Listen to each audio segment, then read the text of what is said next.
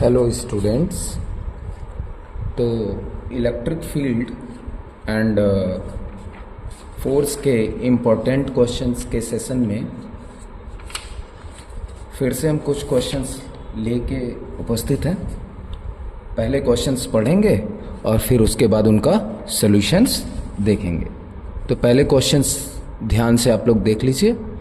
तो पढ़ते हैं क्वेश्चन को। The total electric flux emerging from an alpha particle is। First question हमारा the total electric flux emerging from an alpha particle is. तो पहले चलिए इसी क्वेश्चन को सॉल्व करते हैं। तो आप सभी को पता होगा कि अल्फा पार्टिकल पे जो टोटल चार्ज होता है वो कितना होता है। तो अल्फा पार्टिकल पे जो टोटल चार्ज होता है वो होता है Q alpha is equal to होता है 2 times of charge of electron के, 2 times of charge of electron के। तो इसी चार्ज को क्या करते हैं हम, एक इमेजिनरी गॉसियन सरफेस से इनक्लोज कर देते हैं। आपको पता होगा कि किसी भी चार्ज के थ्रू अगर इलेक्ट्रिक फ्लक्स निकालना है तो हमें क्या करना चाहिए, एक इमेजिनरी गॉसियन सरफेस एज्यूम कर लेना चाहिए, जिससे वो चार्ज क्या माना जाएगा कि वो चार्ज क्या है, इनक्लोज्ड है। अब हमारे पास एक फार्मूला होता है, चैप्टर के अंदर बताया गया है कि किसी भी इनक्लोज चार्ज से निकलने वाले फ्लक्स का फार्मूला होता है phi is equal to charge enclose by surface divided by epsilon nought, यानी कि फाई इज इक्वल टू होता है Q inside divided by epsilon nought. तो अब आपको पता है ही कि अल्फा पार्टिकल पे चार्ज कितना है, 2 times of charge of electron के। तो यहाँ क्या आ जाएगा 2E divided by epsilon not, यही हमारा हो जाएगा आंसर। ठीक है, चलिए एक क्वेश्चन इस सेशन में और देखते हैं।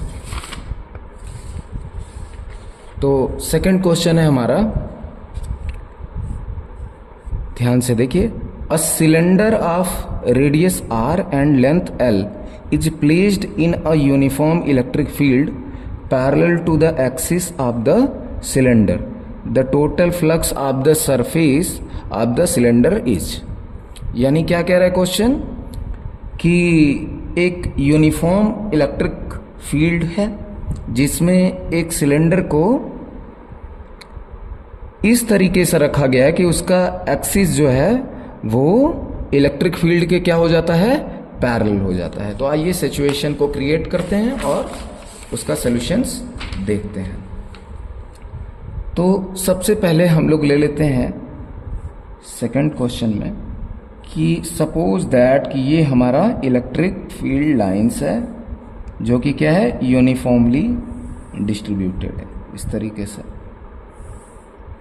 यहां से इस तरीके से फैला हुआ है। ठीक है, यूनिफॉर्म इलेक्ट्रिक फील्ड का मतलब होता है कि आप इस पूरे रीजन में कहीं पे भी आप जाए, चाहे यहाँ चाहे यहाँ चाहे यहाँ, आपको जो वैल्यू मिलेगी इलेक्ट्रिक फील्ड की वो क्या मिलेगी, कांस्टेंट मिलेगी, वो चेंज नहीं होगी। और इसको पैरेलल लाइंस के थ्रू डिनोट करा जाता है। ये चैप्टर की थ्योरी में आप लोगों ने पढ़ा होगा।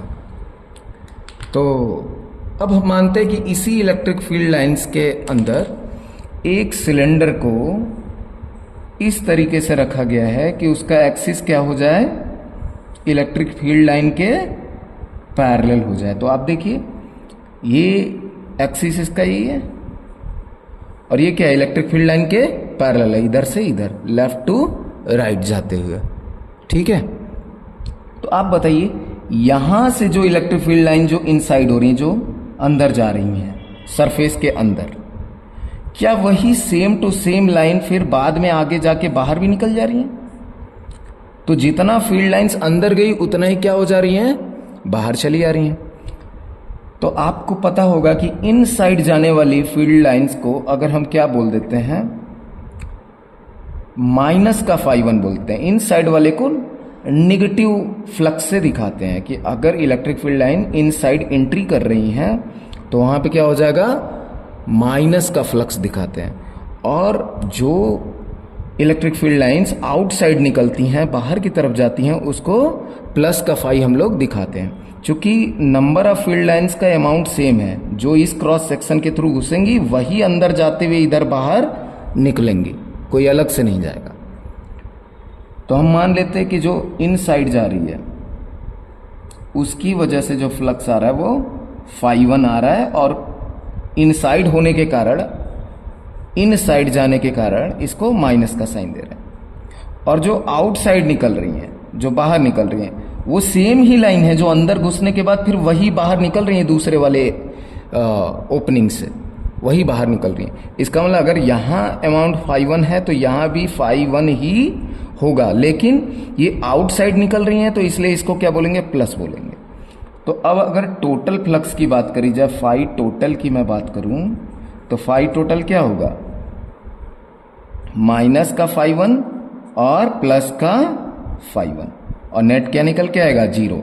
इसका मतलब है कि किसी भी क्लोज सरफेस में जितनी number of field lines entry कर रही हैं और बाद में वही इमर्ज हो जा रही हैं बाहर की तरफ सेम टू सेम, तो इसका मतलब टोटल फ्लक्स उससे क्या होगा, इमर्ज होने वाला टोटल फ्लक्स 0 होगा। ठीक है, तो ये हो गया हमारा आंसर। ठीक है, इस सेशन में इतना ही देखते हैं, फिर नेक्स्ट सेशन में न्यू क्वेश्चंस देखेंगे।